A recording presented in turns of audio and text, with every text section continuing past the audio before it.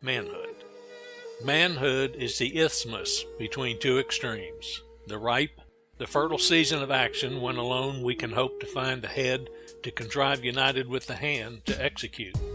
Each age has its peculiar duties and privileges, pleasures and pains. When young, we trust ourselves too much. When old, we trust others too little.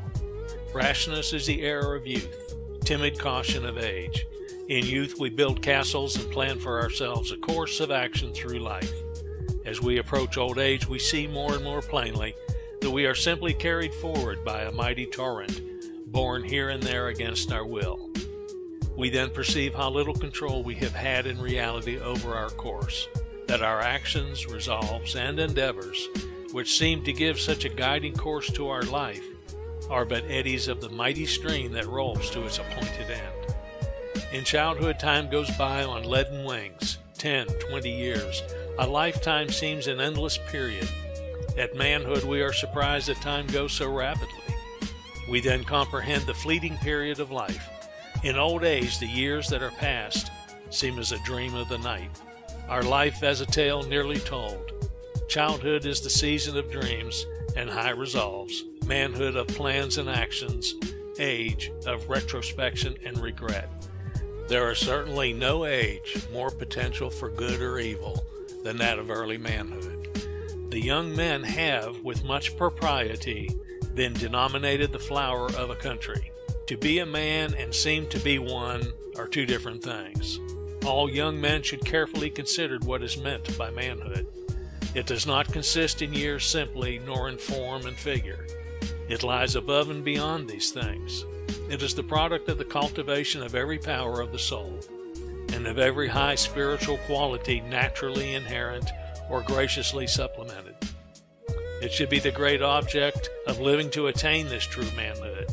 There is no higher pursuit for the youth to propose to himself. He is standing at the opening gates of active life. There he catches the first glimpse of the possibilities in store for him. There he first perceives the duties that will shortly devolve upon him.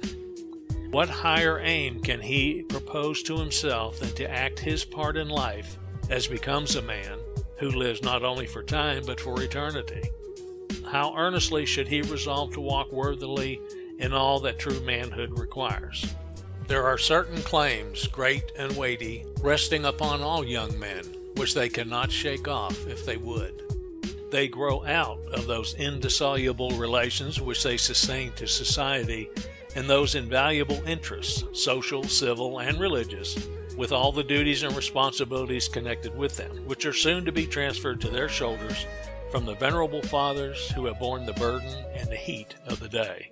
The various departments of business and trust, the pulpit and the bar, our courts of justice and halls of legislation, our civil, religious, and literary institutions, all in short that constitute society and go to make life useful and happy, are to be in their hands and under their control.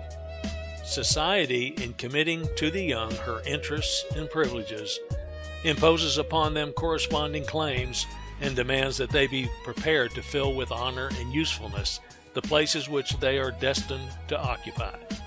Young men cannot take a rational view of the station to which they are advancing or of the duties that are coming upon them without feeling deeply their need of high and peculiar qualifications. Every young man should come forward in life with a determination to do all the good he can and to leave the world the better for his having lived in it. He should consider that he was not made for himself alone, but for society, for mankind, and for God.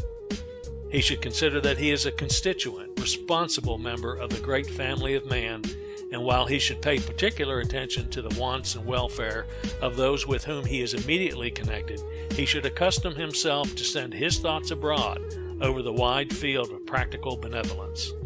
There is within the young man an uprising of lofty sentiments which contribute to his elevation, and though there are obstacles to be surmounted and difficulties to be vanquished, yet with truth for his watchword, and relying on his own noble purposes and exertions, he may crown his brow with imperishable honors. He may never wear the warrior's crimson wreath, the poet's chaplet of bays, or the statesman's laurels, though no grand universal truth may at his bidding stand confessed to the world, though it may never be his to bring to a successful issue a great political revolution, to be the founder of a republic which shall be a distinguished star in the constellation of nations, even more though his name may never be heard beyond the narrow limits of his own neighborhood, yet is his mission nonetheless a high and noble one. In the moral and physical world, not only the field of battle, but also the cause of truth and virtue calls for champions, and the field for doing good is white unto the harvest. If he enlists in the ranks, and his spirits faint not, he may write his name among the stars of heaven.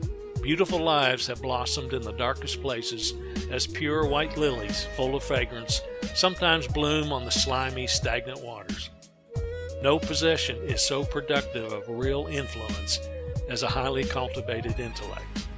Wealth, birth, and official station may and do secure an external superficial courtesy, but they never did and never can secure the reverence of the heart.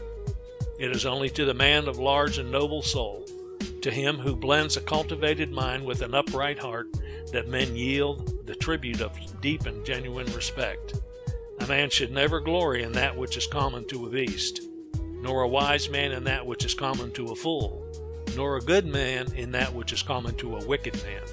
Since it is in the intellect that we trace the source of all that is great and noble in man, it follows that if any are ambitious to possess a true manhood, they will be men of reflection, men whose daily acts are controlled by their judgment, men who recognize the fact that life is a real and earnest affair, that time is fleeting, and consequently resolve to waste none of it in frivolities, men whose life and conversation are indicative of that serious mien and deportment which well becomes those who have great interest committed to their charge, and who are determined that insofar as in them lies life with them shall be a success, who fully realize the importance of every step they may take, and consequently bring to it the careful consideration of a mind trained to think with precision. The man who thinks, reads, studies, and meditates has intelligence cut in his features, stamped on his brow, and gleaming in his eye. Thinking, not growth, makes perfect manhood. There are some who, though they are done growing, are only boys. The constitution may be fixed while the judgment is immature. The limbs may be strong while the reasoning is feeble. Many who can run and jump and bear any fatigue cannot observe, cannot examine, cannot reason or judge, contrive or execute. They do not think. Such persons, though they may have the figure of a man and the years of a man, are not in possession of manhood. They will not acquire it until they learn to look beyond the present and take broad and comprehensive views of their relations to society. As we often mistake glittering tinsel for solid gold, so we often mistake specious appearances for true worth and manhood. We are too prone to take professions and words in lieu of actions, too easily impressed with good clothes and polite bearings, to inquire into the character and doings of the individual. Man should be rated not by his hoards of gold, not by the simple or temporary influence he may for a time exert, but by his unexceptional principles relative both to character and religion. Strike out these, and what is he? A savage without sympathy. Take them away, and his manship is gone. He no longer lives in the image of his Creator. No smile gladdens his lips, no look of sympathy illumes his countenance to tell of love and charity for the woes of others. But let man go abroad with just principles, and what is he? An exhaustless fountain in a vast desert, a glorious sun, shining ever, dispelling every vestige of darkness. There is love animating his heart, sympathy breathing in every tone.